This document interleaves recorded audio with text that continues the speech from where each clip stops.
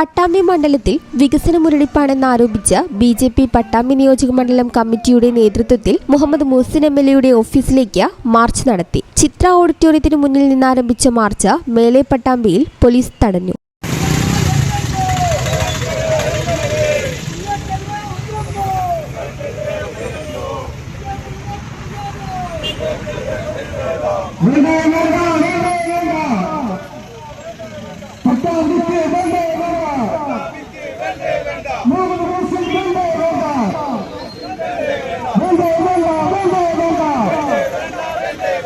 തുടർന്ന് മുഹമ്മദ് മുഹ്സിൻ എം.എൽ.എക്കെതിരെ കുറ്റപത്രം വായിച്ചു. കഴിഞ്ഞ 10 വർഷമായിട്ട് 10 വർഷങ്ങൾക്ക് മുമ്പേ പണി തുടങ്ങിയതാണ്. ഇന്നും പട്ടാമ്പി ബൈപ്പാസ് റോഡ് അത് പൂർത്തിയാക്കാതെ കിടക്കുന്ന അവസ്ഥയിലാണ്.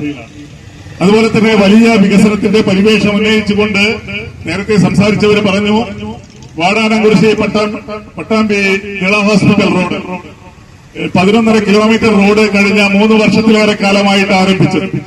അതിന്റെ അവസ്ഥ വളരെ പരിതാപകരമാണ്. അത് പറഞ്ഞ രീതിയിലല്ല നടപ്പാക്കിക്കൊണ്ടിരിക്കുന്നത്. ബി.ജെ.പി. സംസ്ഥാന വൈസ് പ്രസിഡന്റ് ഉണ്ണികൃഷ്ണൻ മാസ്റ്റർ ഉദ്ഘാടനം നിർവഹിച്ചു.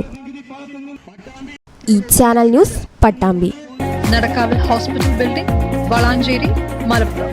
Phone number 04942084 010 7034 071111.